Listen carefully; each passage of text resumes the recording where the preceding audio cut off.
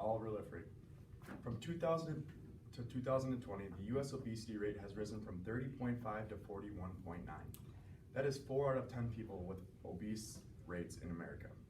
That is according to Tahir Al-Mahmoud, graduating legal studies from St. Andrews and works for a mini university with over 50 years of experience in the book Obesity and Obese Risks, published in 2020. The easy access to unhealthy and junk foods needs to be controlled and stopped. Everyone in this room doesn't realize this, but the obese person spends on average $1,861 more per year than the average person. The MN Department of Health must incentivize grocery stores to use healthier foods to slow down the rate of obesity.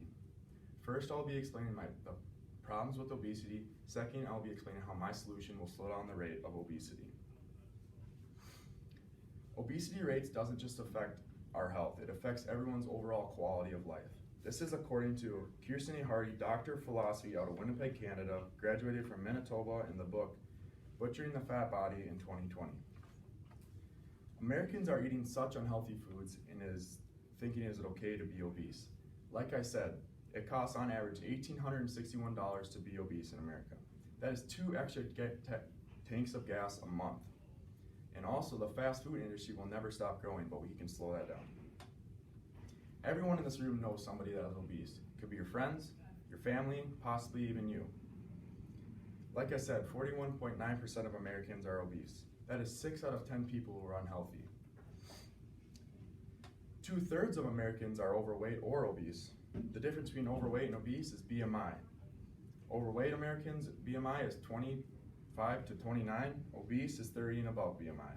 That is according to research professor of 7 years, Yu Chung Choi at STAR-Z, with a major in nutritional sciences from Howard University, in the article Epidemiology of Obesity, published in 2019. If you are around obese people, you are likely to follow their bad habits.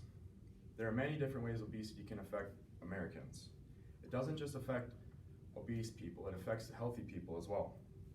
This is according to Yugu Noguchi, a correspondent with a degree in history from Yale, in the journal Obesity Rates Rise During Pandemic, Fueled by Stress, Job Loss, and Sedentary Lifestyle. The main things obesity affects is physical and mental health.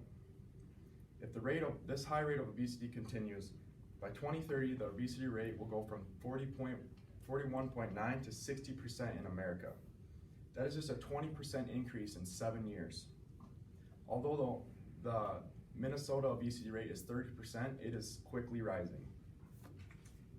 Now I'll be moving on to my solution. The MN Department of Health must incentivize grocery stores to use healthier foods in their stores. The MN Department of Health must get a partnership with stores to get healthier foods in the stores and reward them. Healthcare professionals must create deals to get healthier foods in stores so they can reward them. If obese Americans have only healthy foods in their stores, they will have to resort to eating healthier foods, and this will slow down the rate of obesity. If this plan is effective, in 20 years down the road, our younger generations will be very much appreciative of what we have done today. It doesn't just improve our physical health, it improves our mental health as well. This will also stop a lot of bullying, and we'll be knocking out 2 birds with 1 stone.